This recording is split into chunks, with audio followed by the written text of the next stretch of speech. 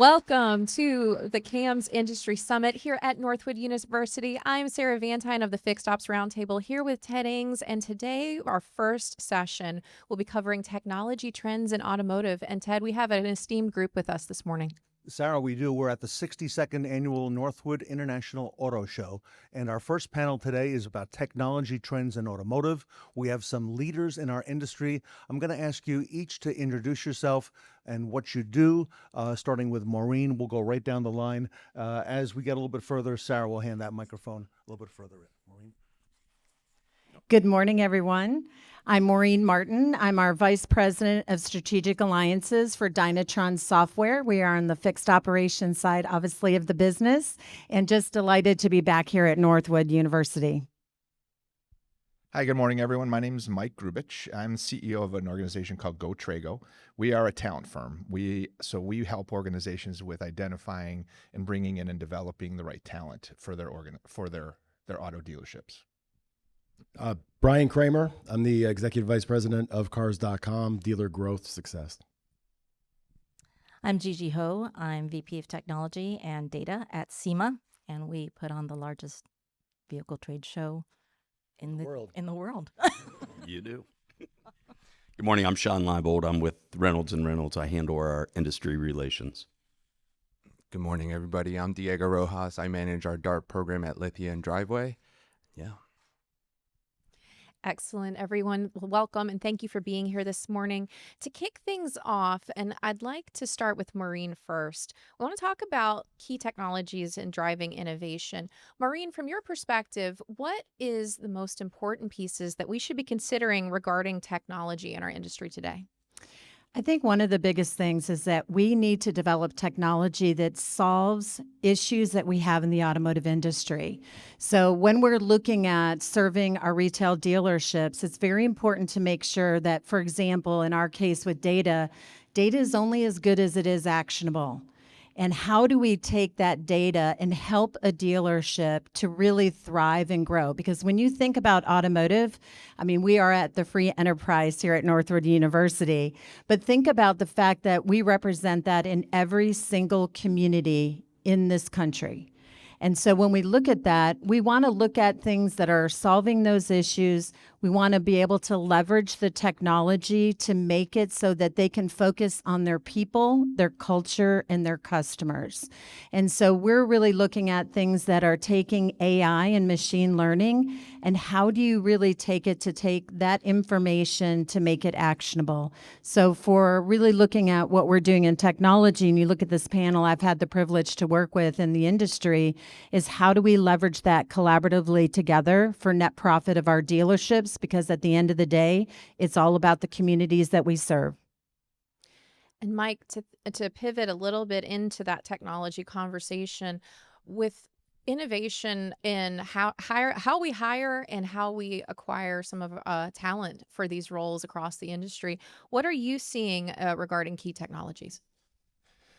Yeah, Sarah, some of the things we're seeing is that because of the technologies out there, AI and machine learning, people are positioning themselves a lot better and companies are using new technology to kind of weed through and hire people at a different pace and a different pattern. What organizations need to start to do is start to get more data to make sure they're bringing in people who have the passion and the fit so that they're going to stick with that company. So we're using data, not AI when it comes to assessment, but true research-based tools in that space to help really identify who are those people who will be a fit for the organization, but also who are those who are going to thrive in an environment where innovation, change, adaptability, agility are really important and be successful in your company. And Brian, a lot of innovation is happening between, service and sales and dealerships and the entire ecosystem as it pertains to the customer experience. What technologies are you seeing be most impactful? Well, it starts everywhere, but I would say with service, it starts really where the customer comes to find out about the dealer, and that's the website. And what we're seeing is that the evolution of search has completely changed in terms of, answer engine optimization, the AI overviews, how you appear in that, how your website's built with schema. A lot of the big aggregators like Jiffy Lube and Valvoline are masterful at this, and they build that into their content. The About Us pages need to change. You need to highlight your people. I know I was one of the dealers in my former life that I wouldn't put all my people because I didn't want them to get recruited. You can't do that today. Because it's now measuring, are you an expert in your field? If you don't have ASEs and you don't have years of tenure and all those things on your website, and you're not celebrating those things, and you say that you have all these expert technicians, and it doesn't support it on your website, there's a conflict, so you won't show up in that zero-click search they call it on Google, and also focusing on what people answer next, or PAA. And all of those things are built into the website. So I would say that how they come to find you, and then obviously connecting the dots from the online into the in-store with the people is obviously the last piece. Gigi, in your role and how you're looking at different pieces across the industry, how do you see technology impacting it?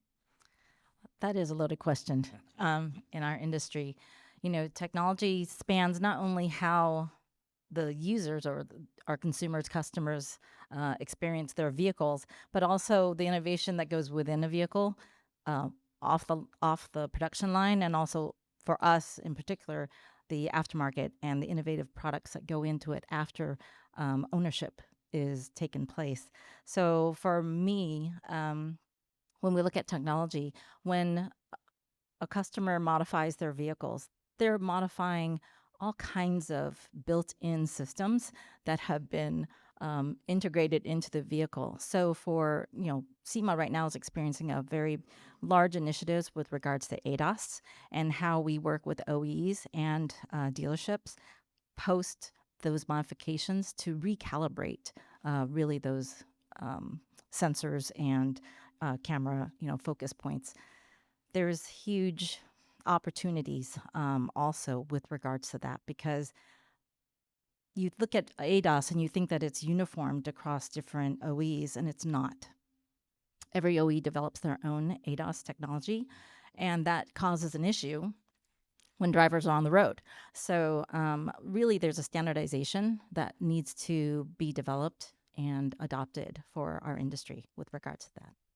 Ted, in looking at our panelists, one of the pieces that is really, that stands out the most, I think, about this experience has been just the synergy between what happens with the customer and what happens, throughout the entire purchase experience. So for Shawn and Diego, I know we have some follow-up questions as well that we want to tackle with some of this technology.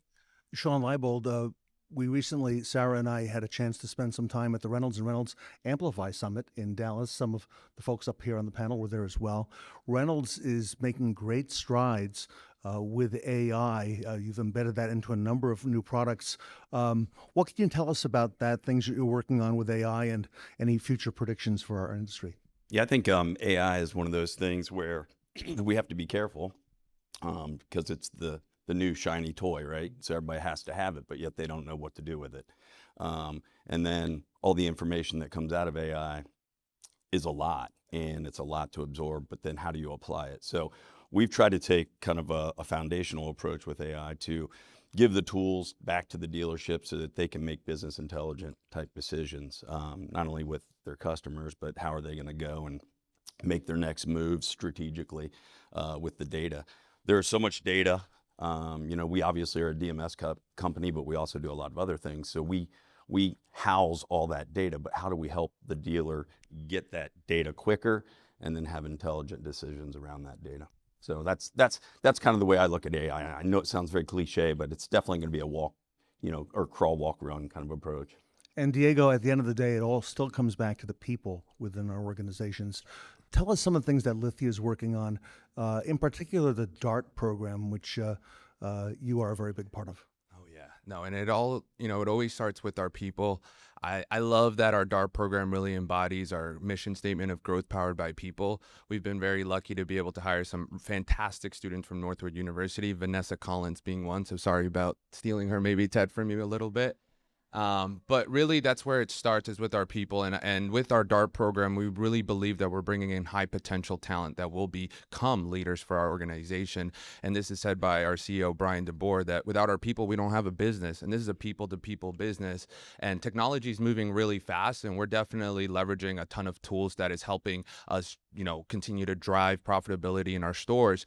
But it always starts with the people. So with our DART program, it's really helping mold them with our culture and our values, and helping really set them up for success. A lot of great conversations, Ted. And I want to pivot a little bit to talk about some trends. And Brian, maybe I'll come to you for this particular question. But are there any trends that you're particularly excited about in our industry right now? Well, yes, I think there's never been a more exciting time to be in automotive, in the history of automotive. So there's so many different places to begin. From used car acquisition. I mean, over the next 5 years, used car acquisition and fixed operations are the two where you have there's obviously a very limited amount of vehicles that are coming back into the market, but there's also a limited amount of dealers that are being transparent with how they're communicating to those dealers to acquire those vehicles from consumers. So there's a lot of people that are buying cars from the auction, but it doesn't necessarily mean that they're buying them from consumers that are already on your service drive, that are already physically there. You can scan it with an OBD scanner. The margin of error is much less when you're there with a customer, and then how you're able to account for the ADAS systems and parts pricing and the technology around that. I was at a dealership the other day, and we scanned a 2021 RAV4, and I think it was $800 for the windshield, and then we scanned a 2024, same body style, or there's 22 and a 24, and it was $2,600 for the windshield because of the ADAS technology. So with tires, as those things are changing in real time, you can now use competitive-based pricing on the reconditioning, with a product AccuTrade.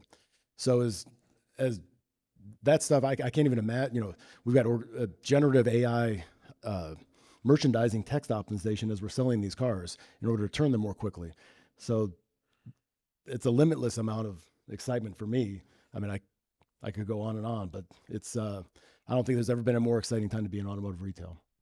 Mike and Maureen, I'd like to get your perspective on that question as well. There's a lot, from both of your perspectives that, trends are happening in hiring, trends are happening in, the entire service process and how everything moves through the pipeline. So Mike, I'll start with you on that. What are you particularly excited about today? From our perspective, one of the really cool things that we're seeing is that the generation of leaders who are on the top of organizations these days have put an emphasis on people. So what Diego said, that's what we're seeing as a trend. Historically, that's not what you see in organizations, whether it be in the auto industry or any other industry. But this generation of leaders understands the value of people and are doing more to invest in that, which is an amazing trend to see, and we hope it continues. Maureen, what are you particularly excited about when it comes to technology and trends that you're seeing? Well, one of the things that I am so excited about, I know for us, we really focus on understanding transactional data of what's happening on the repair orders. And from that data, it really enables us to help the dealership to understand, are they perfectly priced? And why is that important in our industry? Reason it's important is because net profit is critical to the dealership, profitability overall, and fixed operations and service absorption, we all know is critical. The other is it's about client retention. You want every customer that's coming in to get the same price and to build that retention. So you don't want to leave anything on the table, but you want to be perfectly priced. Where I see the technology trend is that is a lot of data. I mean, we analyze over 100 million repair orders a year. Think about that. And so when you look at that type of data, what can you glean from it? What can you share? But also what can we do to help in the industry? And so we're really starting to see how that technology is taking that AI and machine learning. You know, we just recently at the Amplify event, Patrick York, one of our partners from the Gilman Automotive Group, said, you know, AI is actual intelligence, not just artificial intelligence, meaning you can take that data, but you still need the people. You need the people that can interpret it. You need the people that can bounce it from our industry and understand that it's going to drive the results that we need, both in retention and in profitability for the dealerships. If I can follow up with Shawn Leibold at Reynolds, this past October, Katrina and I had a chance to go to the Reynolds headquarters in Dayton, Ohio, and experience that innovation center that you've got on the very first floor that I think a lot of visitors to Reynolds get to experience first, and it shows off a lot of the things that you're working on, Shawn, a lot of the latest cutting edge things. So talk to us, same question, about the technology and challenges and opportunities throughout the spectrum on both the variable and fixed side. Yeah, excuse me. Yeah, I think, as you said, our innovation center is definitely the place that we would love for every dealer to come if we could, you know, get them there. But because I think it shows the way that Reynolds wraps, and this is not a self-serving commercial, I promise. Well, it kind of is, but it does show, like, from the time that the consumer starts in the living room to the time that they, you know, consummate the deal, and then the time that they get serviced on the car. But, you know, some of the things that we're starting to try to do for dealers, and, you know, I'm glad Ed is here, but he's using one of our new technologies to help make, you know, service technicians more efficient by having robotics deliver parts to the bays of the technicians. I think these are like the really cool things. Now, obviously, that kind of technology still has to be polished a little bit, but I think those are the kind of things that companies like ours and others in the industry are trying to do to help streamline the processes, not just for the customer, but also for those that are doing the work on the car. So the robotics part is really cool, Shawn. I want to ask Diego about that as well. Is robotics going to replace people at all in our industry, or what? There's always going to be people in this industry. That's what makes our industry so great, is the people that we all get to work with. But we are definitely looking into, obviously, improving processes, trying to optimize processes. And there are a lot of very manual and tedious processes in a lot of our internal things that we do at Lithia. And I remember one of my first things was, you know, having to go to OEM websites, pull scores. And it was very, very, I would say, tedious, right? And then I knew there had to be a better way to do this. And what's been great is that a lot of our darters are coming on now. We're hiring darters with computer science backgrounds, and they're really helping us automate a lot of our very tedious manual process that humans don't want to do. And it's giving now more time to really dive into, again, the more deeper analysis and really being able to, you know, kind of take away the things that is really, I would say, wasteful a little bit in terms of our time, and giving us time back to be more productive and continue to serve our people. I have a question for Brian Kramer. Brian, it's on EVs, on alternative fuels. You've been very active. I've seen a lot of the posts you've had over the last few years on the sales side, because I think you see it first in a lot of the values of vehicles, how they can be adjusted and affect the market very quickly, Brian.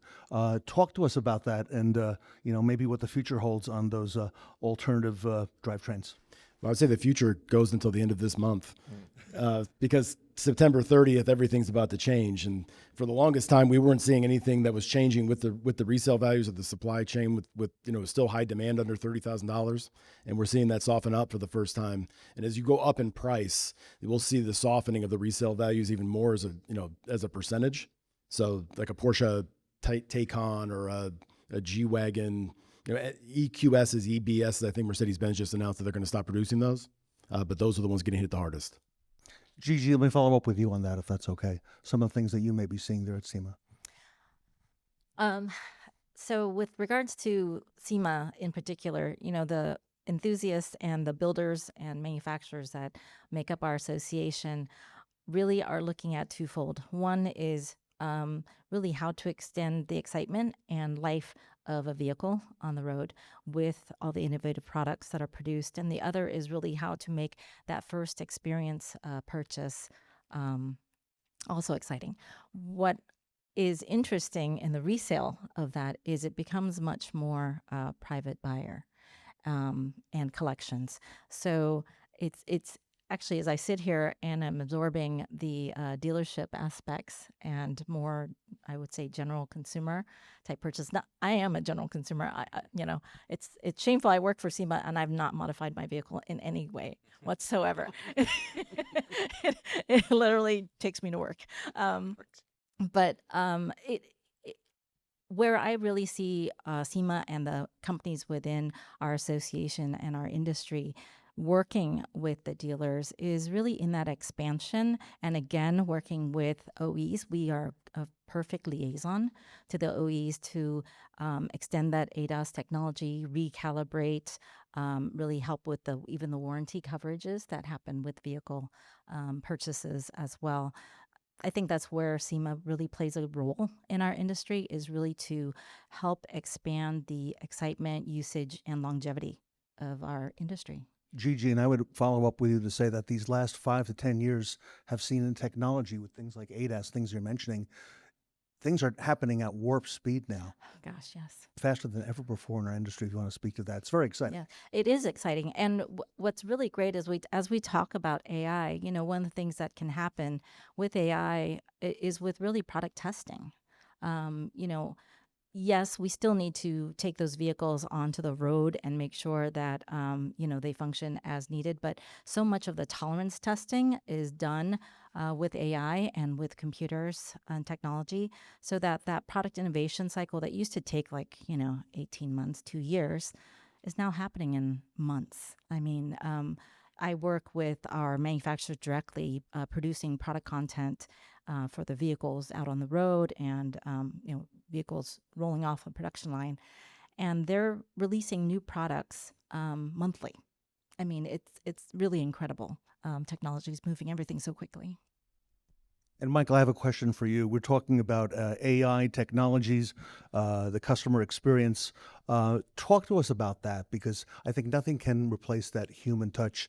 Your organization, Trego, has great experience with dealer groups such as Sewell over many years. I think Carl mentioned the Trego assessments in his book when he first wrote it 40-some years ago. Chapter 18. And there we go. And we have somebody from Sewell here today as well. Speak to us about that. Yeah. So the assessments that we use can help identify what are the do they have the right capabilities and skills to sustain in that role, right? And are they going to not just be a fit for the company, but are they going to stay there for a long time? Are they going to be successful? And we're seeing people who are performing at much higher levels in the sales side and the service side, those elements. So it's helping us bring people in. The other piece I would tell you on the AI side is the learning side and the development of people to help you keep them and grow in their success. And we're seeing a lot more balance of AI with coaching and asynchronous learning and micro learning, all those elements that you start to mix together to keep a learning process going so people can learn new technologies. As things change with technology, they can adapt and upskill a little bit, and they can do it at their own pace, adapted to their style. I'm going to ask each of you to finish the sentence, starting with Diego on the other end. If you would finish the sentence, the future of automotive is, and I'll let you go ahead and fill in the blank at the end of that sentence. That's a hard one because there's so many different ways that we could go through. But I honestly, I'm going to have to say that it is exciting. It's optimistic. I truly believe that this business will continue to evolve and thrive. But I know we only have short time. But I will say exciting is the word that I would say. Same answer. Okay. So same question. Same question. Yeah. So when I got the cheat sheet, I kind of I thought about this question a lot, and I think it's really the future of transportation, because I think automotive, while we all know it as a traditional automotive, but I think the future of transportation is like kind of the key to be thinking about. We have a company in Dayton, Ohio that's actually building flying cars right now, so there are going to be some dynamic changes in our transportation world. So I view it as more of the future of transportation. I'm going to say that the future of technology or aftermarket is, I'm going to say it's going to be a little messy. It's going to be a little messy because there's so many innovative things happening all at the same time. So it's going to be a little bit hard to focus on what it is we need to really concentrate on. But I think in that there's a lot of opportunities. So a little messy, but very, very wide with opportunities. I wish I had like some shiny answer to the question, but I'll tell you what I've learned here recently with we own Dealer Inspire websites at Cars Commerce, and they're written in automotive schema. I didn't know what that was 60 days ago, but apparently that's the language that AI speaks. So they said you don't want to just speak English, Spanish, but you also be bilingual. You need to be trilingual and have automotive schema injected into all of your comments, your oil changes near me, everything like that. And with all the zero-click searches, the AI overviews, and how all of this is changing, if you don't have a website that's built in schema, which not all of them are, so I would check with your website provider and tell you Dealer Inspire is. But if you don't have schema, not just there, but on your Google My Business page, you're invisible to search, and you won't realize it, and it'll go off of a cliff. So I think the future is to be visible, and without that, you're not going to be. Yeah, and I would say, counter to Gigi, I think it doesn't have to be messy, right? And technology, it's here, it's never going away. Change, it's only going to expand and go rapid. If you have the right people in the right job with the right skill at the right time, you will move faster than everybody else. So what I would like to end with is the future of automotive, as I look at these faces in front of me, is very bright. This is an industry that I guarantee every single person on this panel came to where they are today on a very different path. That is the beauty of automotive. Automotive embraces everything we do in our lives, and it's really about you. So we're up here today because we are so excited to be here at Northwood. Any chance I get to come talk to the students, it just gets me fired up to go back after 38 years and just say we have a future that is so bright in our industry, and we embrace such diversity, collaboration, and really about the institution itself here. Free enterprise is the basis of everything we do in automotive. Very well said, Maureen and Ted. An incredible panel with us today. It is. Thank you so much to the panel. Great information.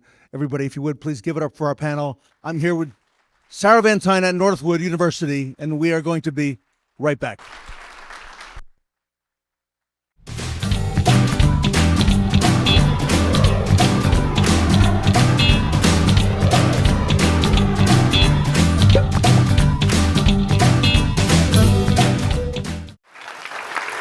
Welcome back to Northwood University. We are at the CAMS Industry Summit, and today we have an incredible panel with us, Ted.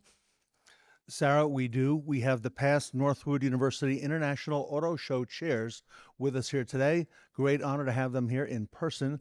We're going to ask you each to introduce yourself and what you do today for the industry, starting with Nikki. Good morning, Nikki Paschall. I am the Customer Experience Marketing Manager for MacAllister Cat. What year was your auto show? I was the vice chair in 2008 and general chair in 2009, I think, or 2007 and 2008. It's been too long. Hi, my name's Art White. I was a general chair in 1990, dating myself a little bit. But I'm the managing partner of AW Auto Group in Southwest Michigan. Good morning. My name is Chris Gaunce. I'm with the Central Maine Motors Auto Group. I'm the owner-operator. I'm glad to not be the oldest panelist up here, thanks to my good friend Art. I was auto show chairman in, our show was Preview 92 in the fall of 91.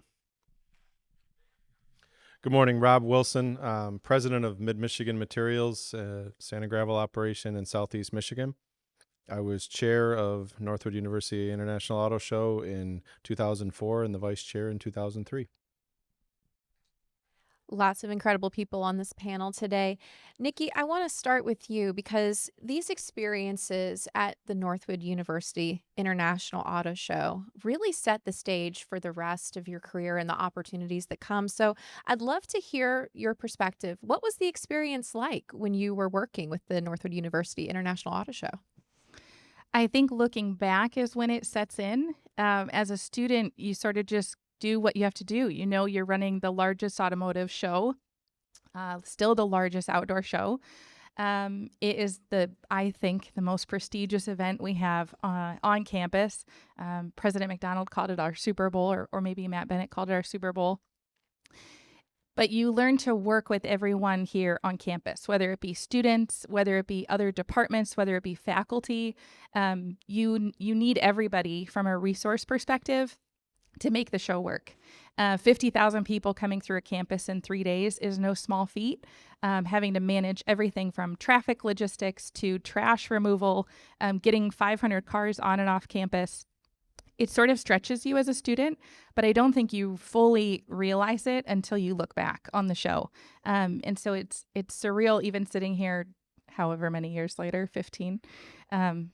We won't count for everybody else. It really looking back at the entirety of the project, how much work you endure as a student, and it's because you love it. Like, the cars are what drive us, right? No pun intended. It really is sort of this accidental success that happens, and it's just so fun while you're in it. And Art and Chris and Rob, this experience is really unique. And how has yours been impacted, and how do you carry it forward into what you do today? Well, I think, I was looking back at, like Nikki said, I was amazed they gave me the responsibility, because, when you factor in all the different things that we experienced, I was just telling the gentleman earlier, depending on when this show is, we can have snow. So, a lot of different factors factored into it. So I think my takeaway from it was it just gave me such a broad experience to deal with people, to deal with problems, and to accelerate in life. So for me, I'd have to say what I really learned from the auto show, on top of what these two have mentioned, is the ability to pivot. You're thrown all sorts of things that could take you in a different direction, and you have to be able to pivot. And you can't get wrapped up in what you can't do. You've got to talk about what you can do, because there'll be plenty of people that'll tell you what you can't do. You know what you can do, and that's what you have to do. And so learning how to pivot is one of the most important things that I think I learned through the auto show, with all of the different challenges that we had. One story in particular that comes to mind that had to do with the People for Ethical Treatment of Animals, PETA. They told us the day before that they wanted to protest at the show. And so rather than get all excited, we sat, we came up with a game plan, and we decided, let's kill them with kindness. So we asked them if they wanted a booth. We asked them if they wanted to be on the mall walk. They didn't know what to do with that, because usually they're met with some sort of conflict. But because we pivoted, and because we came up with a different plan and strategy to make them our ally opposed to our enemy, we were able to very quietly let them do what they wanted to do, and had a really great show. And we all felt so empowered by being challenged by that pivot and finding a way through together. Going last is fun. Wow, those were some good answers. I think for me, it was the first real opportunity to work and to understand what it is to lead a team. We all maybe had opportunities in high school, but no matter what role you played in the auto show, whether you were on the executive board or whether you were a member of the team, we were one big team, and you have to pivot. You have to overcome the challenges. No matter how much you plan, and it's 11 to 12 months worth of planning, weather can play a factor, as Art said, or any of these other things. And so it's how can your team adapt and make this show a success? And that I think is the lesson I still take with me every single day. I'd like to ask each of you the following question, and this time I'll start with Rob, all right? Some of you are the owners of dealerships today, and I want to go back to your Northwood University experience as a whole, not just the auto show. Rob, how did Northwood University prepare you for your career? What can you share with the audience that's here today, watching from the outside, especially those who don't know a lot about Northwood University yet until they meet us?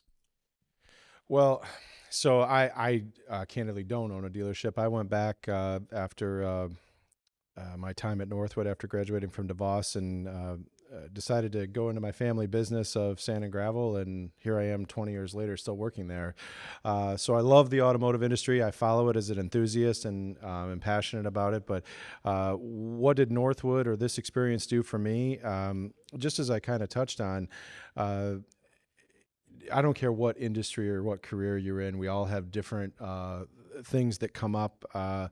And how do you adapt to those? How do you inspire people? How do you motivate your group? And I think that the opportunity that Northwood gave me to lead a student-run event of 600 plus people is something that prepared me in a way that not any other college or university would give another student. So that's what I find most valuable. Thank you. Chris, same question for you. So for me, I think one of the things that Northwood did to help prepare me for a career in the auto industry is to teach the value of relationships. You know, Northwood's a small school. It's a very intimate school. And it's a school or a college or an institution where you can actually get to know the professors and be able to let them coach you a little bit through some of those things that you might experience. Like, you better be on time for that 8 o'clock class. Don't be late for your quiz, or make sure you are prepared for the interviews when they are available. So for me, the relationships that the college has provided have really made the difference, because there's a value in every relationship. And you never know where a relationship will take you. You've just got to let it take you there and be willing to accept what that relationship presents to you. So pay close attention to your friends. Get to know the teachers. Know who the administration is. Know who the board members are. And develop those relationships, because you never know where that relationship will take you. And if you work with it and cultivate it and develop it, it'll help you out in the end as you get to help it throughout its course of its existence. I think what it did is it prepared me for change. I started in the industry in the computer business, a little company called EDS, Saturn, and I traveled across the country opening up Saturn dealerships and worked from there back into retail, to a stint in roofing, and then a stint in finance with Primus Automotive Financial Services, back into retail. So it gave me the ability to challenge and, as Chris said, pivot. So it definitely prepared me. I think I would agree with Chris the most, and it's not what you know, it's who you know. I can teach anybody that I hire how to work Excel, how to use software, how to use hardware. I can't teach the relationship part as easily. And so the Northwood friendships, the Northwood relationships that you guys will form while you're here. The four of us see each other every year still at Auto Show. We have a general chair past breakfast. Whether we want to see each other or not, I suppose, is the question. But every year this show brings us back together. Every job I've ever had outside of college is somehow tied to a Northwood alumni. I have tried to mentor and be a mentee of Northwood alumni since my time here and my 15 years away. So it is the network that is, I think, stronger than ever. But it is that foundation that was laid. If you were late to an 8 a.m. class, the door was locked. No questions. We'll see you tomorrow. We had professors in the previous automotive professors would call you if you didn't show up to class. So the foundation was laid and the expectations were extremely high, and that's carried through to my adult life as well. My daughter's in the front row. You can probably ask her what that has meant for her first 10 years of life. it's definitely continued. The Northwood idea is alive and well at our house. Nikki, I want to come back to you about and go down the line with Art and the rest of our panel. All of you have been Northwood University International Show chairs, and you all have done it at such different points in time. And today, Katrina Ness is here in the audience and the chair today. But the skills that you have and that you acquired here at Northwood University, they transcend the auto show and they transcend into what all of you are doing in your individual roles. So what skills do you feel will be most valuable for the next generation entering the workforce? I'll speak to the ladies in the room for just a second. I was the second female general chair. I'm happy that the number is much higher today. The show and my time here taught me how to find my voice in a room. I sell Caterpillar equipment. I can't tell you how many times I walk into the room and I'm still the only girl. So learning how to find my seat at the table, find my voice, and articulate my side of the story, it is essential going forward to listen to the ladies in the room. And there might only be one, so she has to speak up. But I think also learning how to work with different personalities, it's something that we work really hard at MacAllister on, is learning your personality type, how you work with others, and how you need to be worked with. And so being able to do that across an executive board, across a student body, and then going into a professional corporate job amongst a team of 3,000 is a lot of personalities. And so learning how to, what you need from the conversation and what they need from the conversation are usually two totally different things. So being able to translate that across has been really beneficial.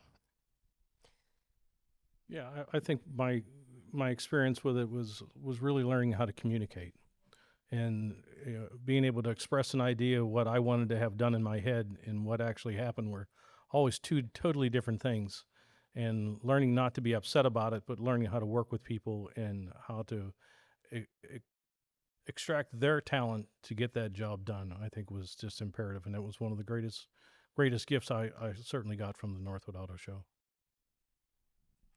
I guess from my standpoint, one of the things that Northwood prepared me for was how to work, as these two have also said, with a group of people, but not from the standpoint of top down, but from bottom up.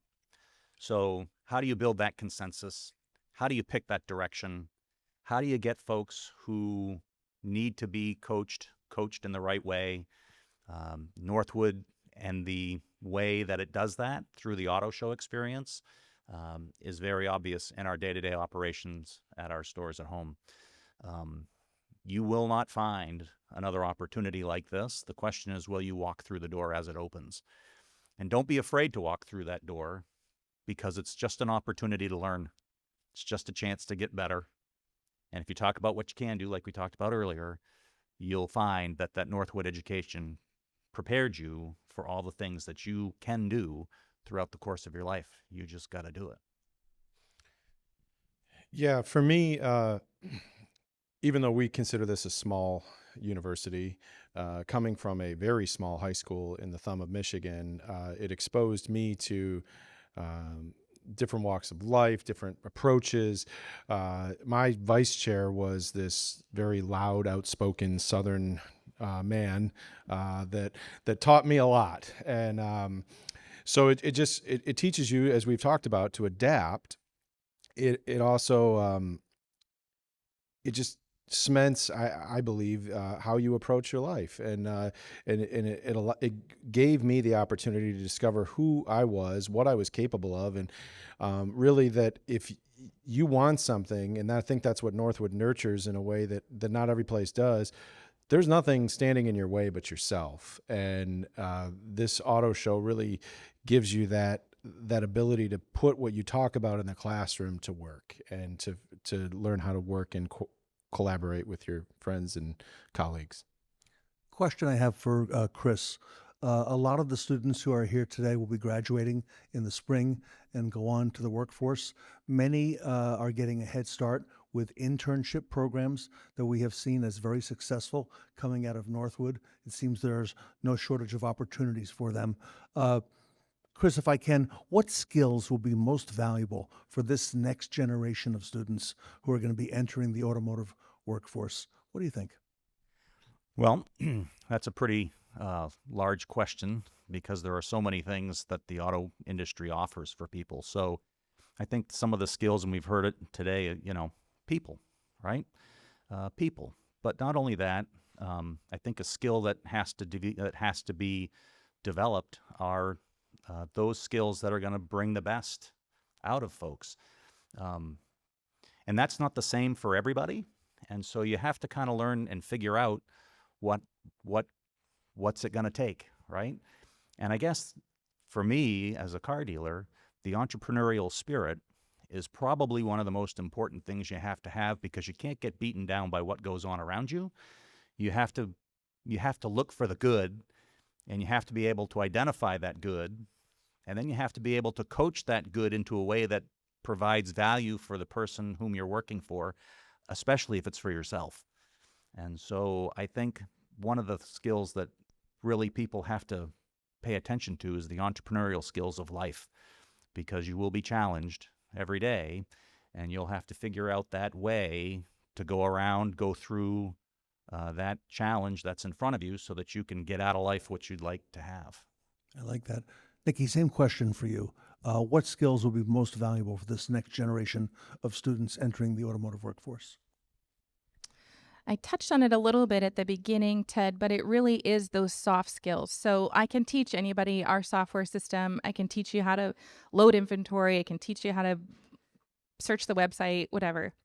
I can't teach you necessarily how to hold a conversation at lunch. I can't coach all the way through how to write a professional email.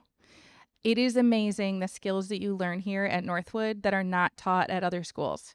Much more expensive schools, much more prestigious schools on paper. And so to be able to have that skill coming out with a 4-year degree or the 3-in-1 graduate program, to walk into a job and be a professional, polished individual that has people skills. I'll touch on what Chris was talking about, that can hold a conversation, that can write a professional email, that can answer the phone. I know that sounds so crazy, but nobody knows how to answer the phone anymore. And so very, very soft skills on how to be a productive member of the organization. There's a lot of students in our audience here today, and there's a lot of people that are looking for, mentorship or advice. And this panel, who better to share some words of wisdom with our students that are in the audience today? Art and Rob, I'd like to come to y'all first. What piece of advice would you say happened here at Northwood University, and how has it affected your life? What piece of advice? I would say, the communication skills that I learned here, the grit that I learned here, the persistence to keep moving forward no matter what, are my biggest takeaways, because through the adversity of being in the automobile business for, 40 plus years, you got to be able to take it on the chin every now and again. And, that determination, that willingness, I've come back here for 39 years to recharge my batteries, and it's a reset. So Northwood's given me that gift to always continue on, to always get up and try harder the next day. So determination. For me, it was when I was chair of the auto show, and our advisor would tell me it's lonely at the top, because, when you're in charge of the show, you're it. And so ultimately it's your responsibility. And that was the first time in my life that I had that pressure and that opportunity. So that's something I take with me every single day. And I think it from there, it kind of created a relentless passion. What do you want to do? Where do you want your course to be charted? And I guess my advice would be today, very simple, is put the Northwood idea to work. I think that that's what the next generation, our individual responsibility that we teach is so important. So take that and put that to work in whatever you do. We've got a lightning round for you now. We're going to ask you to answer in just a minute or less. Okay. And first part of it is finish the sentence. The future of automotive is, and then what advice would you give to the graduating students here at Northwood University? So the first part of it is the future of automotive is, and then what advice to the students in a minute or less, starting with Nikki. So I'm going to do the cliche answer. The future is electric. And I mean that twofold. One, obviously, the electrification of vehicles is not going away. But this room, this future coming out of this school will drive what the next 40 years of automotive industry looks like. And we come back to this campus for a reason. It felt like home the first time I pulled onto campus. It still feels like home. The future is electric because of the students here. My advice is find a mentor. Find somebody that you can talk through situations with, ask questions to, who's been through it, male, female, old, young, I don't care. Find somebody that you can talk to. I will always raise my hand. I will be in the lobby afterwards with my cards. I will warn you when you are a mentee of mine, I will follow you forever. I will be at your weddings. I will hold your babies, but I will always mentor and answer questions and try to help you through stuff. So find a mentor. Well, I think the future of automotive is Can't say electric. Can't say electric, but a little cliche, more Northwood students. We need more Northwood students. We need more people that are willing to come out and work, to show up on time, willing to learn, be humble, to have a work ethic. In this industry right now, it's if you're willing to put the time in, the money's there to be made. You just got to be willing to give of yourself. So, to me, the future of the automotive industry is what you choose to make it, right? It can be anything that you want it to be. It can be electric, it can be bright, it can be dark and gloomy, it can be whatever you want it to be. The point is you have to choose what you want and go for it. And of course, that's what Northwood teaches all of us. 2 pieces of advice: know the golden rule and know the Judeo-Christian ethic. Those 2 things, keep them close and reference them as you need, because they will pull you through at any time that you call on them. So those 2 pieces. I was going to use electric. I think it's fluid. I think that if the last 15 years have taught us anything, it's that the auto industry is ever changing, and what we've learned is that it's still all about people. And so what you choose to make of it, like he said, is where it's going to go. But we're seeing collaboration. Ford Motor Company just announced a new headquarters that is all about more collaboration. So it's ever changing, it's fluid, and it's moving forward with people and chart your course. And I guess I would go back to what I had said. Take your Northwood idea, because that's the differentiating factor between you and your peers, and put it to work. Whatever it is that you want to do, have that grit and get after it every single day, and chart your true north in your ethics and everything that you do, and you'll be great. Great honor to have the past Northwood University International Auto Show chairs with us here today. Everybody, let's give it up for our panel. Sarah Vantine are here, and I are here at the Auto Show. We'll be right back.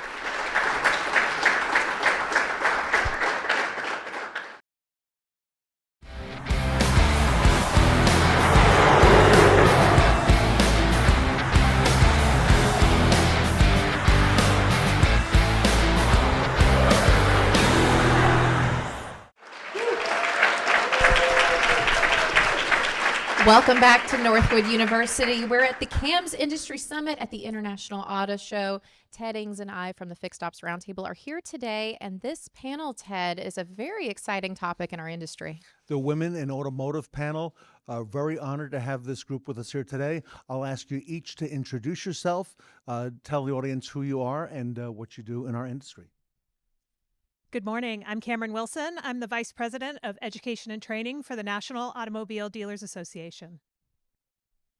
Hi, I'm Maureen Martin, and I'm the Vice President of Strategic Alliances for Dynatron Software. Hello, I'm Eve Knudsen, and I'm President of Knudsen Automotive Group. We're a small automotive group representing Chevrolet, Lincoln, and Mazda in North Idaho and Eastern Washington. And I'm also a Northwood alum. Thank you. Good morning. I'm Megan Gardner. I'm the Executive Director of Marketing and Communications for MEMA, the Vehicle Suppliers Association. Hello, Julie Douglas. I am the President, CEO, Founder of DealerPay. We are the leader in automotive dealership-specific payments processing. Julie, I'd like to start with you because we have a lot of students that are in our audience today and a lot of people that are listening about the automotive industry, and there's a lot of different careers that are available. So what inspired you to pursue a career in automotive? Well, I remember I was young and I was early in the payments processing industry, and believe it or not, a Nissan dealership in St. Louis was targeted, I guess, for solutions that we offer. And after I won that business, I was just intrigued. I was intrigued that there were so many little businesses under one roof. And even though it was slightly intimidating, it was like a challenge for me to see if I could actually accomplish this win. And I guess from there, I just kept going. So my story, actually, I didn't pursue a career in automotive. I pursued a career in sports. I have a master's degree in sports management. And I worked for about 10 or 15 years in sports. And I was in Boston. It was cold. It was March. It was dim. And I wanted to leave. So I got a job actually on the dealer side, a marketing software platform on the dealer side. I actually think you were one of our clients at one point in Charlotte. And I just am fascinated by the business of automotive, just like I was fascinated by the business of sports. I think that it's just really interesting. And having worked on both the dealer side and now the supplier side, it's just absolutely fascinating. And I love tracking it. And I'm very glad I ended up here. Eve, can I direct the next question to you if it's okay? How can our industry attract more women? I know it's a very big overarching question, but if you would. Well, thank you for that question because I get asked that a lot. And recently I was the chairwoman for the General Motors Women Dealer Advisory Council, and we were very engaged with how we create more opportunity for women in our industry. And I feel like our dealerships in themselves have been pretty successful in doing this. I think the one big thing that women really look for is a level playing field and a fair opportunity. So this is one industry where really we can create that very easily. And yeah, so really they want a sense that there's a level playing field. And as far as our customers go, I think that first of all, when people see people like themselves working in a business, they automatically perceive that that business is more ethical. So if I want to increase my customer base of women, then it makes sense for me to make sure that I employ women in very visible positions. So that in itself becomes attraction as well. So some of my best employees started as customers. Cameron, same question. How can the industry attract more women across, retail and beyond? Sure. So I think one of the big things is to have a plan. We find that our dealers like Eve who make it a plan and actually have a process to say, we want to hire more women. I think it's it's simple, but it may not be easy. You actually have to make it a fact that if you're hiring, let's say, 4 people and you want 50% of them to be women, you have to make that plan to attract and hire more women. And so I feel like the businesses and the dealerships that actually make it a plan to hire more women do, and they're successful in it.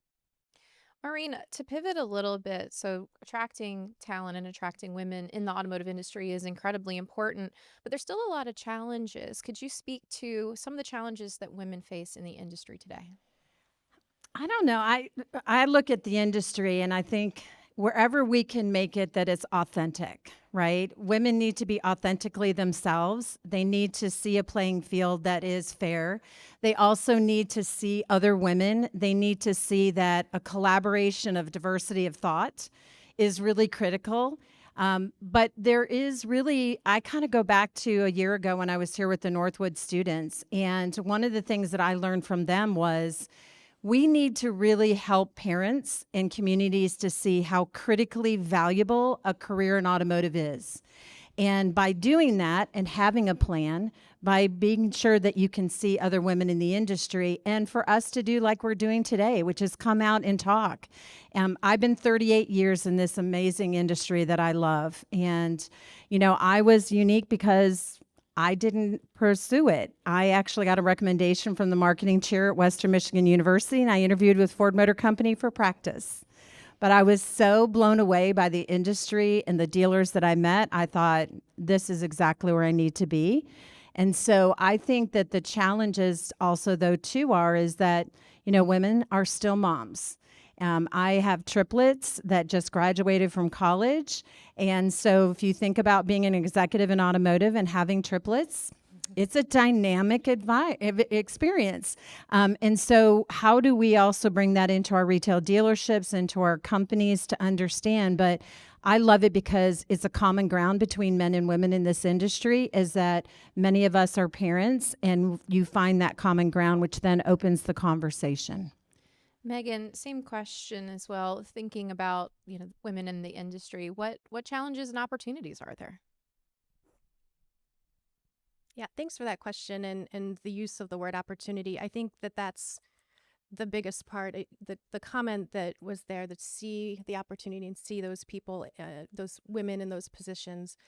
I think that's just the most incredible thing. The automotive industry is huge and dynamic. You know, I said I've worked on both sides there's many sides. I've worked on 2 of the sides. And it's just really the beginning. It's large, it's interesting, and you know, to attract women to this like highly technical, high paying, high opportunity career path is, you know, that can be a pretty easy sell if we're able to sell it to the right women. And I think it's great that your customers become your employees. That's a great pathway. So we always need to be supporting and looking out for the best and brightest talent to take advantage of those opportunities. Julie, I'd like to ask you about customer service and female consumers. You've done a remarkable job with Dealer Pay as the founder and president. You've built up that business over 20 plus years. You are known as the sales lady extraordinaire. I know that's not just a nickname. I know you've earned that. I've watched that. And a lot of your employees, as your company has grown, are women, I've noticed, okay? And I don't think that's by accident. Talk to us about customer service and female consumers. Yeah, so like you said, I started my business and it was initially all women at one point. It's kind of comical because my first male hire calls himself the OG male diversity hire.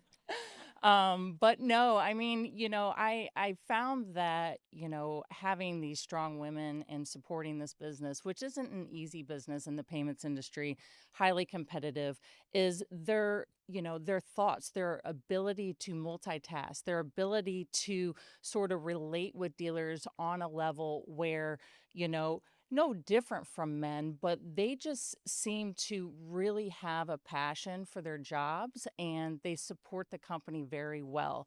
I'm super proud of the staff that we've grown, and many of the ladies are now in executive positions with Dealer Pay.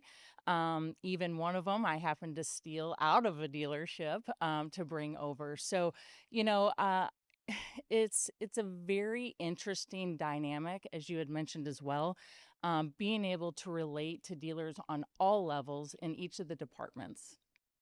Can I ask that same question, Cameron, over to you? Customer service and female consumers. So, one of the things that we focused on with our educational offerings is diving deeper into the dealership. I'm sure some of you are familiar with the NADA Academy, which for the longest time has focused on kind of that top level in the dealership. But we have expanded our education to bring it all the way to the frontline employees like service advisors. And I think by focusing on that, that helps the individuals feel more comfortable in their role, which helps them feel more comfortable with consumers, helps them deal better with consumers, and helps them create those relationships that make consumers lifelong customers for a dealership. And so that's one of the things that we're excited about, is also seeing the number of women that are coming through our classes much earlier in their careers, and helps them recognize that they can have a lifelong career in automotive, which is really exciting. Maureen, I want to come back to something that you just said, because, hearing triplets in college for a second, I want to go back to that because because there's a lot of significant moments. All the women that are up here on this stage today had a moment in their career that really defined them and brought the next steps into what shaped who they are today.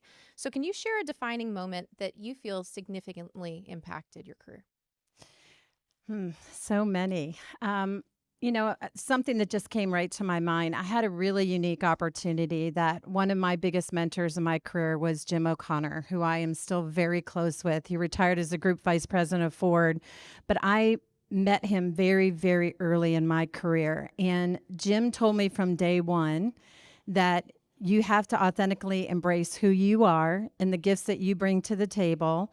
And really, how do you apply that in a male-dominated industry? And I had a unique opportunity to go to Hawaii and be responsible, which I know everybody's going, wow, you were the zone manager for Hawaii.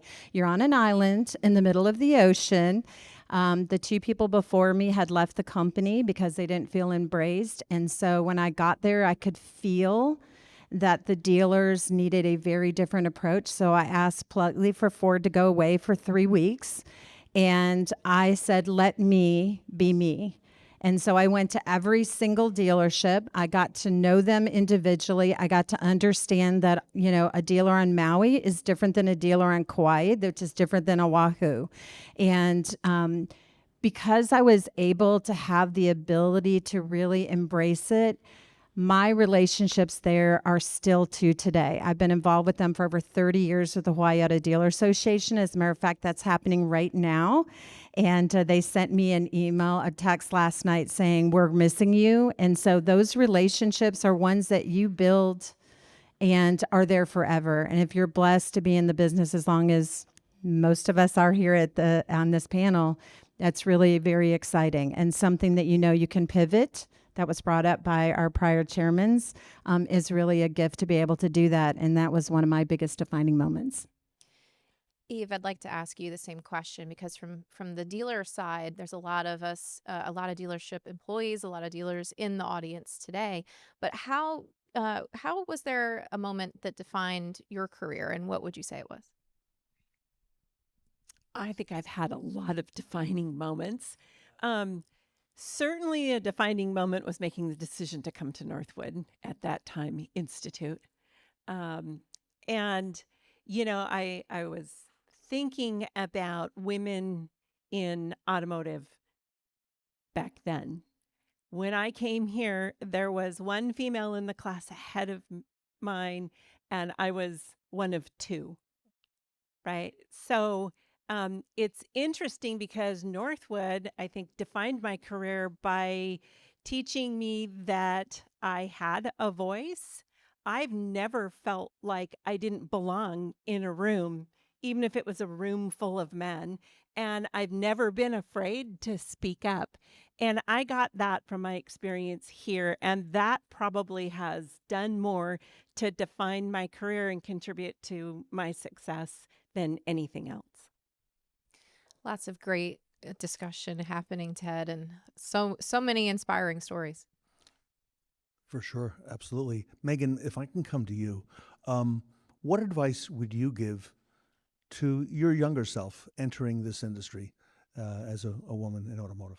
Yeah, thank you for that question. And it's similar to the comments that were just made. And this is kind of my standard advice for young professionals is to be yourself.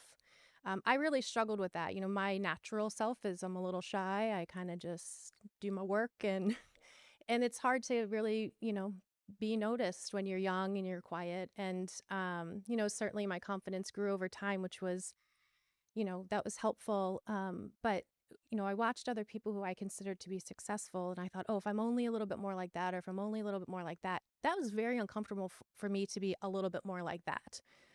That was just not who I am. And when I tried to put on that persona, it didn't work for me.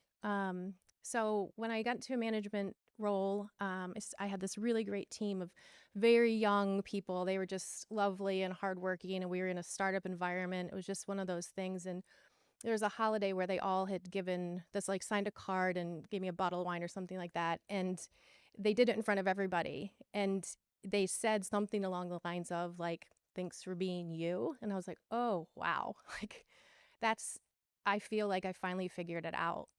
We all have our own intrinsic value to offer, women, men, shy, not shy, old, young.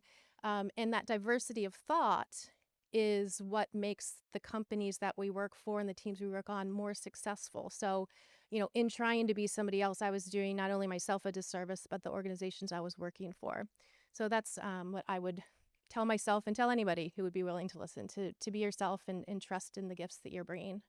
Julie, can I ask you, if you don't mind, the same question? What advice would you give to your younger self about entering this industry? Don't second guess your ideas. Don't think that just because maybe it's new or different or not how it's being done today, that it's not impactful. Many times I remember, working with dealers thinking to myself, well, I bet if I could do this, it would help them. But I was concerned or worried that I wouldn't have an audience to listen to me. So, I would say do that. And if you don't win the first time, do it again. But when you come back, make sure you're more savvy, you're more strategic, and that you've got a true foundation for your idea, because it can be impactful. It can help change and mold this ever-changing industry that we're in. I say just, make sure your voice is heard, like some of these ladies have said, and believe in yourself. Let me come back to that as a follow-up, Julie. I know dealer pay today is an extraordinary success. I would imagine there were times when it didn't feel that way. How did you develop the resilience to continue on and to get you where you are today? So I was fired once in my career, just once. And, it taught me that, maybe that was a door closing in my face that would open more. So fired, raising a family similar to Maureen, how am I going to still pursue this initiative or this idea that I had? And it's just that you just do it. You just do it. Maureen, same question. What advice would you give to your younger self entering the industry? That it was the best decision I ever made, and it's about taking a leap of faith. We have the privilege of talking a lot. I was a part of helping to start the robotics program in our middle school because I felt that you've got to get to kids younger and to understand. But what I loved about robotics is it was made up of teams of designer and people who built the robot, people who drove the robot, right? People who marketed the robot. And I would make the analogy to automotive and make the analogy to it takes a whole team to make a business, and that you can find your place. This industry has endless opportunities. You can find your place, but also it's the real world. I had a team that came to me and said, I don't really want to have so-and-so on my team.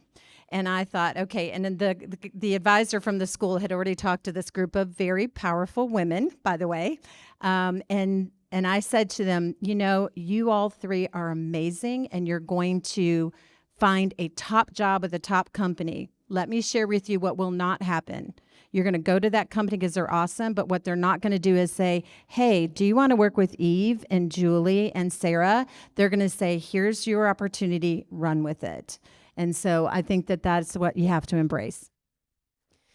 We've had a fun question, Ted, that we've been asking on a lot of the panels today at the CAMS Industry Summit. And I want to start with Cameron with this question.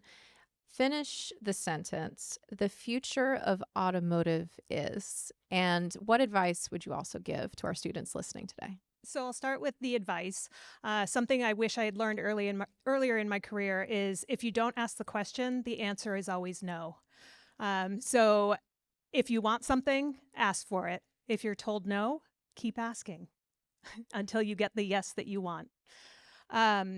The future of automotive, to me, it always has been and it always will be entrepreneurial.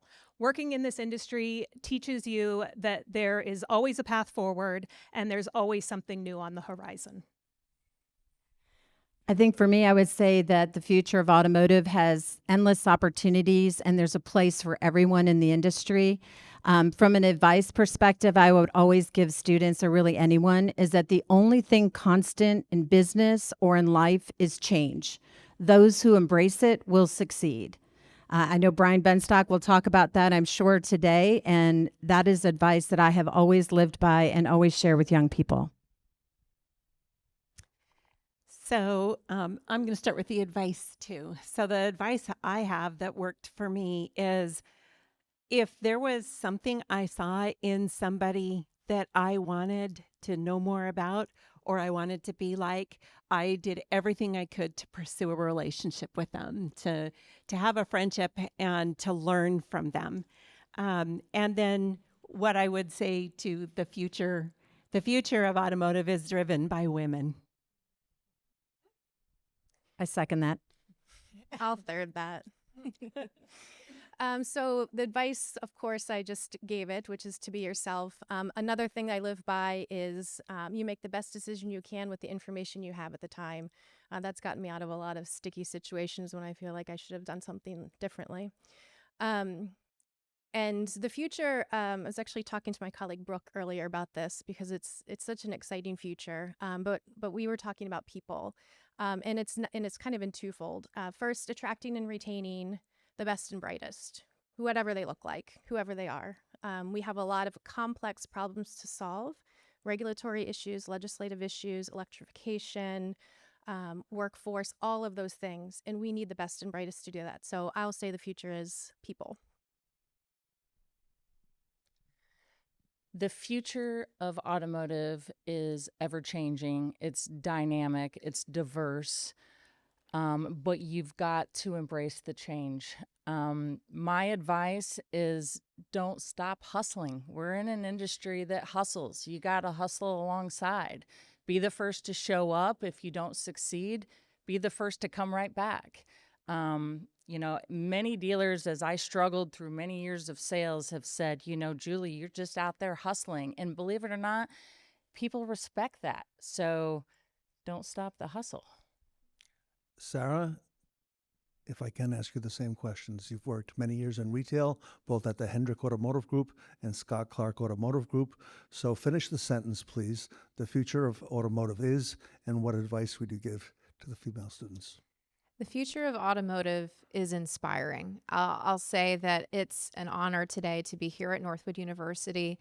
And Ted, it's been an honor to be with the Fixed Ops Roundtable. There's been so much of this that has impacted my career, and I would be remiss without mentioning that.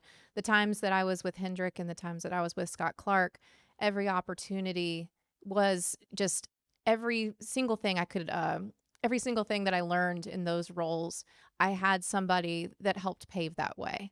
And so, as our students, the advice listening up here today, I would say that just keep being inspired, keep looking for new opportunities, keep looking for new challenges and how you can solve them in your specific ways. And as everybody has said, there's a lot of incredible things happening in our industry, a lot of incredible women, and a lot of incredible people, Ted. Everyone, please give it up for our panel, Women in Automotive. We're here at Northwood University. Sarah Vantine, we'll be right back.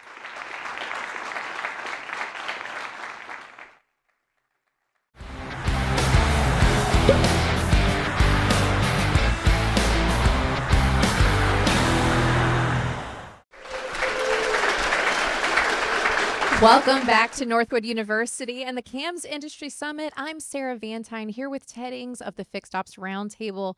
Today, Ted, we are going to be talking about current trends in automotive retail, and we've got quite the panel assembled. Sarah, we have an all-star panel. We'd like them to go ahead now and introduce themselves to our audience. If you would give us your name and tell us what you do within the industry, starting with Ed. I'm Ed Roberts, COO, Bozard Ford Lincoln, and I do as little as possible.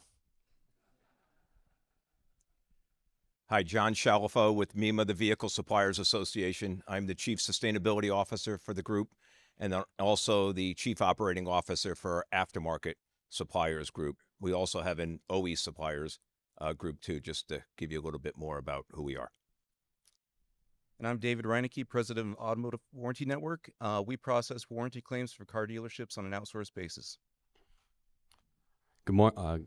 Still morning. Good morning. Bob Crone. I'm with the Rydell Company. We have about 100 some stores in 18 states, and I'm the president and one of the partners. Hey, good morning, guys. Ashwin Radhakrishnan. I'm Senior Director of Performance Management Real Estate at Lithia and Driveway. I also help out Diego with the DART program. Well, gentlemen, thank you for being on our panel with us today. I want to kick things off, and Ed, I'll come to you first because right now in our industry, there's a lot that's been going on. There's a lot of potential challenges, but there's a lot of opportunities. So what do you see as being both of those, a challenge and an opportunity for us? Well, that goes to the buzz of what we've had all year long. We've had the buzz of AI, and there's challenges with it, and there's opportunities with it. And we all have this different mindset of what it can do. Can it replace people? Can it do this? Can it make us more efficient?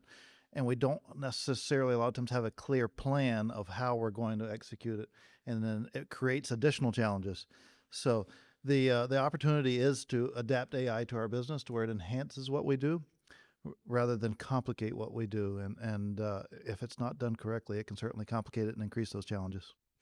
John, from your perspective, same question, what challenges and opportunities exist for the industry today? So I'll stick to the retail side for a moment. Affordability, as we all know, is a real challenge today, but even serviceability. And what I mean by that is as the vehicle becomes obviously more advanced and electrified, how do we continue to service those? And even if you're in the independent aftermarket or if you're a small dealer, the ability to repair all makes and all models. And I believe there was someone here from NADA earlier. They'll be happy to know that Bob Atwood, my instructor from years ago, as he would talk about, I want to service all makes, all models. Without the ability for right to repair and for the consumer to choose, how is that going to happen? And particularly if you're looking to, for your used car business and the rest, if you want to take in more trades or if you want to wholesale or bring in more wholesale units, you want that to be done I'm going to say at your facility. The other is from an opportunity point of view, and I'll go back to as the vehicle is electrified and we talk about obviously EVs, there is such a great opportunity now to attract more talent. Back in the day, if you were, if you wanted to work at the dealership, particularly on the service side, if you were good with your hands, you knew you were mechanically inclined, etc. Now we bring in beyond electrical, there's electronics, there's software, there's engineering, and the talent pool to attract those people go well beyond what we've had before, which you're going to find at a lot of the universities. So those are the two I'll add on. David, Bob, and Ashwin, same question as it pertains to challenges, opportunities, maybe pieces that we haven't covered yet here today. Well, I would say challenges are something that has been talked about a lot here, and it's people. I think, I talk to dealerships all the time. They don't have technicians, they don't have advisors. They're trying to attract talent, and I think that's why it's such a great opportunity here at Northwood to enter this industry. And there's so much opportunity here. It's really truly endless. So I would say that from a challenge standpoint, I look at some challenges are difficult and some are stimulating. I think on the difficult side, affordability certainly is a concern. About a third of people can truly afford a car, and we have to be really good at helping our customers. Inventory is difficult sometimes. We just have to be really good at that. But on the stimulating side of a challenge, it's creating an experience. And we work really hard, and we're not always great at it, but we're relentless at trying to create a great experience for our employees and then our guests. And we really want to create the feeling that we're different. And a lot of people say that, but it's to make it really come to life in your store is important, and it starts with our employees. So we really challenge ourselves to say, how can we create a great experience for everybody who touches one of our stores? On an opportunity side, when I look at what's our best chance to make a difference, I'd say if somebody asked me how our store is performing, I'd say it's based on the leadership of the store. And the opportunity we have is to develop leaders. We have something called Leadership Academy. We don't want to call it Dealership Academy because we want to create leaders who can become dealers.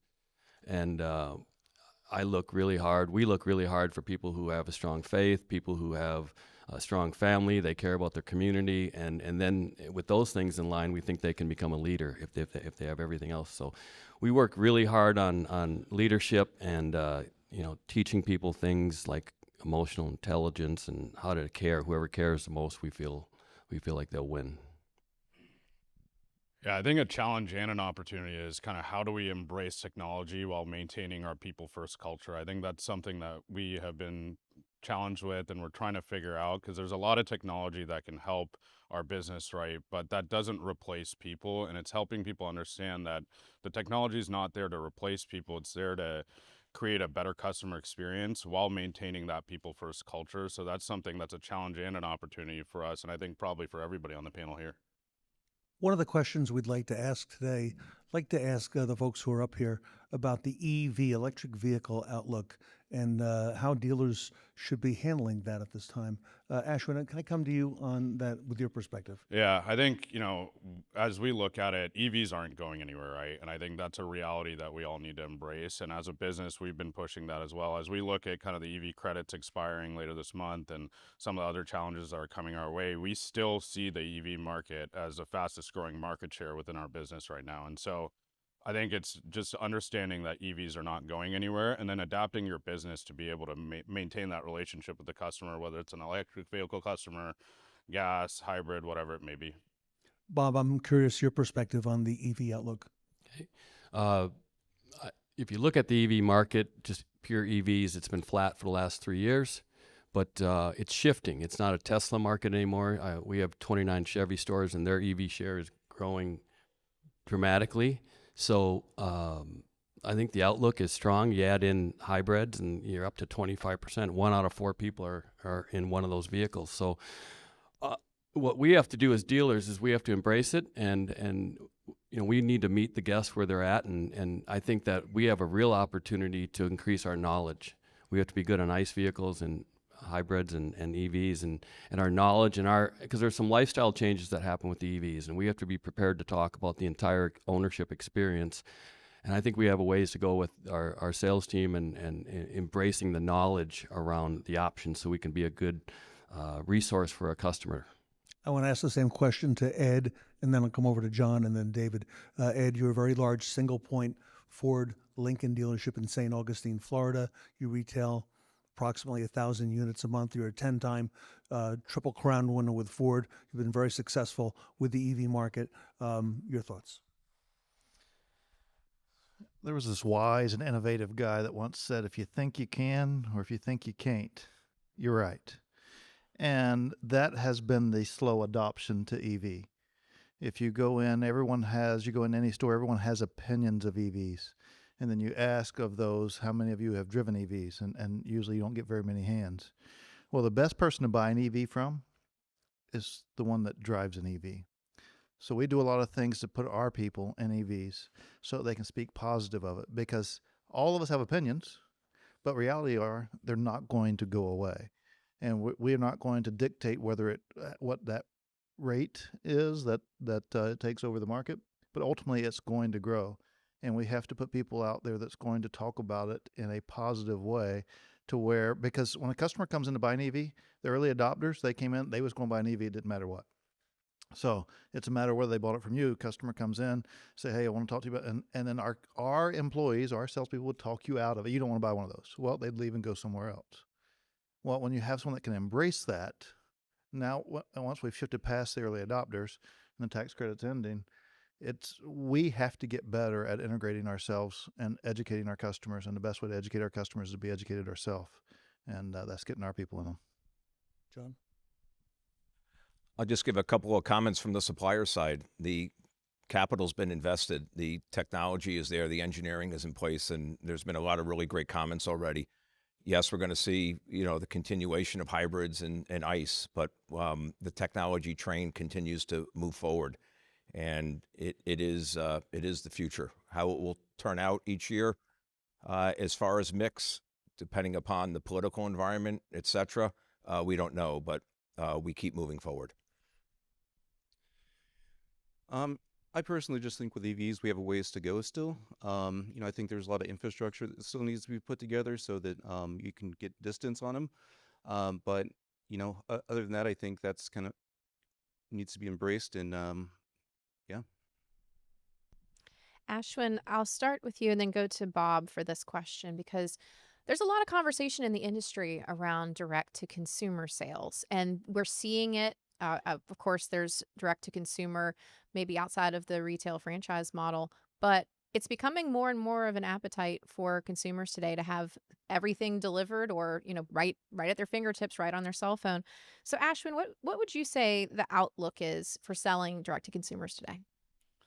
I think we have a footprint out in the UK as well, and I think it's a lot more adopted there right now than it is over here. And I think that, what we tell our teams is control the controllables, right? That's something that we can't control, and the outlook is what it's going to be. And so if the OEMs decide to go direct to consumer, then we just have to adapt our business, right? And, a lot of the times, especially in the UK, what we're seeing is that the fixed margin structure that comes out of the direct to consumer is very similar still from a profitability perspective from what we're seeing on a normal margin structure. And really, even if it is direct to consumer, right, let's not forget that we have our after sales businesses and we still control those. And so, in the used car business. So, no matter what happens with direct to consumer, I think there's a lot of the parts of the business that we as dealers still control. I feel as the direct-to-consumer model is good for some people, and I also feel like it's a disruption because we failed in some way. And if you look at the consumer journey, which we have to be really good at understanding that, they typically spend 16 hours shopping for a vehicle. They look at 4 brands. They visit 2 dealerships. Buying a car is the second biggest asset that most people buy. And I read something the other day on direct-to-consumer, and I hope it wasn't someone here. I don't want to offend you, but I might have to hurt your feelings, because they said that buying a car should be just like buying a T-shirt on Amazon. And it's just not the way it works. People want to touch a car, drive a car. They want to get in the vehicle, and especially as it's just a big deal to buy a car, and there's a lot of questions. And to do it online might work if I always buy a black Suburban and I want another one.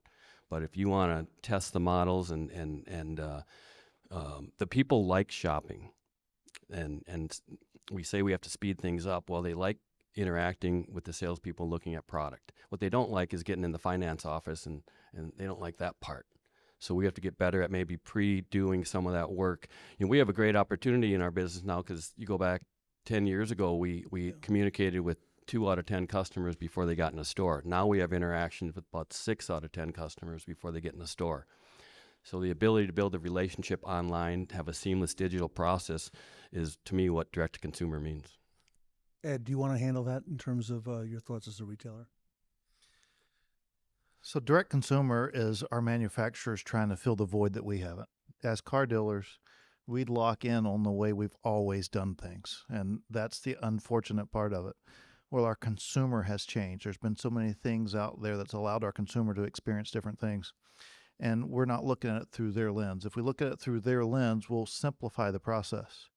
But we want to take them through, like Bob just talked about, spending 16 hours doing research, and a customer wants to spend as little as time as possible in our store. So whether that's we go to them and allow them to see, touch, and feel the vehicle, or we do a lot of those things to where they're only in our store for an hour or hour and a half, that creates our opportunity for us to prevent manufacturers from going direct to consumers. But manufacturers are going direct to consumers because we haven't made it simple for our customers.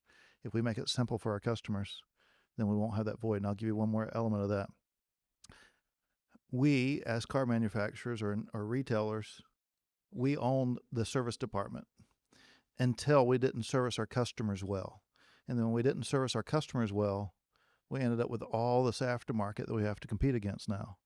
Well, that's exactly what we'll do. We'll have all this direct-to-consumer stuff that we have to compete against if we don't look at it through the customer's lens. John, your thoughts? It certainly can be viewed as a disruptive change. So what can you do to leverage that? And that's continue to elevate the customer experience, and we've talked about that. Own the customer, be the trusted advisor, make sure they're coming in to your store, choosing your store for all the services that they're going to need afterwards. And it truly is, I believe, an area that can continue to advance. When I first looked at the business, I was like, I'm a car nut. I was like, I love this. I love the automotive and I love auto retail. It's the car business. And then I get into it.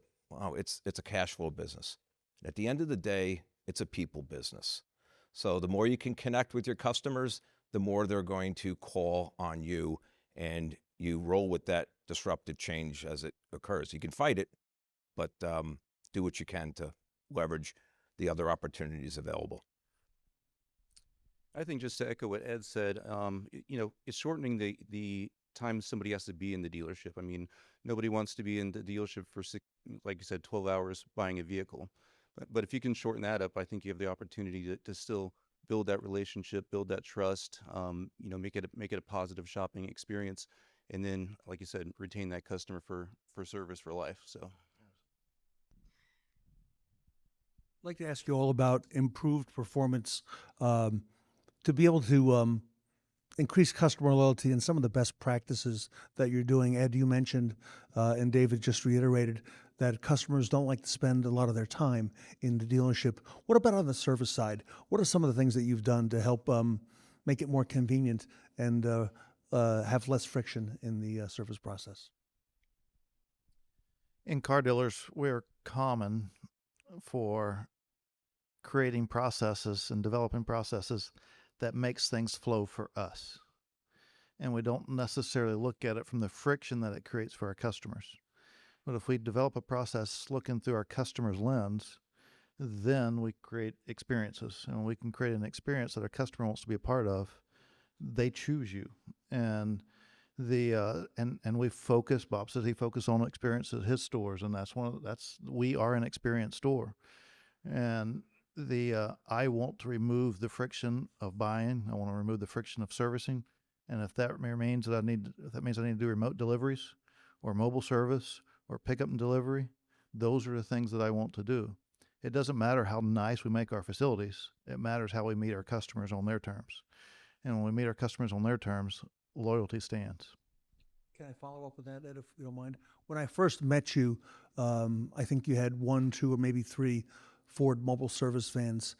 Today, you've got over 40 on the road with technicians going to the customer with extremely high customer satisfaction. Speak to us about how that's working out, because I see a lot of dealers following your lead. So we started mobile service about 10 years ago and expanded it in 2019. And then when COVID hit, we looked like heroes all of a sudden. And we did have a long-term plan of expanding that. But COVID allowed us to expand it at a much rapid rate, a much higher rate, because it highlighted that customers did not need to come to our stores to get the things they needed to get done. So long term, and I challenge our teams all the time, let's look out 1 year, let's look out 5 years, let's look out 10 years, and let's have a plan. And sometimes we got to modify it along the way there because different things happen along that way. But if I look out 10 years from now, when a customer purchases a vehicle, I may do a remote delivery. Most likely going to do a remote delivery. They never step in the store to buy it, and they never step in the store to service it. I go to them 5 times to service that vehicle for them in field, and the one time that it needs to come in for a heavier repair, I do a pickup and delivery for it, or maybe send a tow truck for it. And I remove that friction, and that loyalty takes us from the industry average of 31% of our customers doing business with us after warranty to over 80% of our customers doing business with us after warranty. Ashkin, your thoughts? Yeah, I think, generally speaking, it's a lot of what Ed said, right? And it's all about heads-up management. I think that's something that we've been preaching to all of our teams. In the age of technology, right, we sometimes forget that it's all about the customer experience. And when people walk into our stores, we want them to actually look the customer in the eye and actually treat them the way that they want to be treated. And so that's really what we've been preaching to our stores as far as just making the customer experience better. Bob, I'll ask the question again. Your perspective on best practices for improved performance and customer loyalty. I believe that we have brand promises that we make to our guests, and those brand promises, it still makes sense to have a relaxed shopping experience, dependable service to meet your needs, etc. What we have to be good at is updating and being current to meet the changing needs of our customers around the brand critical process that supports each one of those. For example, going out and doing mobile service, etc. I think the sleeper for us is we noticed that we were making promises to our customers, brand promises, and we a couple years back we thought, what kind of promises do we make to our employees? And we were very inconsistent on that. And we actually hired somebody, Kelly Umdahl, she's here, and she's the talent director, and her job is to create brand critical process and brand critical promises for our employees. So if somebody says, why would you want to work at a Rydell store? We'd say, well, we have unconditional dedication to excellence. We're going to support you and your family. We're going to be a champion for your lifelong learning. We're going to respect you as an individual. We're going to we're going to support you and your family. And we have 7 of those that are solid, but we have to be consistent, because every single person has discretionary effort that's willing to show up to the person or the culture that can pull it out. So we try to dig into that discretionary effort that makes a difference when someone shows up at our store. In our last few minutes, we've been here at Northwood University at the CAMS Industry Summit today, and this has been a question that we've asked all of our panelists, and so we're going to turn it over to these gentlemen here. First, finish the sentence, the future of automotive is. And then the second part of this, please also share some suggestions for students that are considering entering the automotive industry. And Ed, let's kick it off with you. The future of the automotive industry is right here in this room. It's right here at this school. This is our future. And it's up to us to make sure that we develop them. And someone earlier said to make sure that you find a mentor. And we don't get to choose who we mentor. Our mentee chooses us. But I would second that notion. Find a mentor, someone that you trust, someone that elevates you, and pull on them and ask them as many questions as they are willing to answer. Because it is we ramp up our learning curve when we learn from others. The future of automotive is electrifying. And I'm not just talking about electrification of the vehicle. I, for one, look forward to the day that hydrogen becomes the power source. But what I mean by that, looking forward, it is such an exciting career, industry. And if you're a student, follow your passion. You're here for a reason, and I'm going to just say for a moment, I'm tired of being everybody talking about, I brought this up as a prop, the mobile device. We all have in our hands all the time. My vehicle, our vehicles are the ultimate mobile devices. Many of us remember back in the day, our mobile devices were our bicycles. We wanted to talk to friends, we hopped on our bikes, we rode to their houses. Now, with all the electrification of the vehicle, or I should say the computers on, they communicate, they do everything, and they get us around, and for many of us with passion. So whether it's trying to go from A to B, or if you like, driving some really nice cars too. It moves you. That's something to think about. And the last thing I'll just say, if you're on the supplier side, you think about it, even retail, you like business. We talked about that earlier. You like finance. You want to be on the customer service side, communications, travel. Many of these jobs involve travel. It's all there right here in the automotive industry. I would say I would describe that as endless in this industry. As long as you're willing to grind and work hard and put in the effort, you can truly go far in this industry.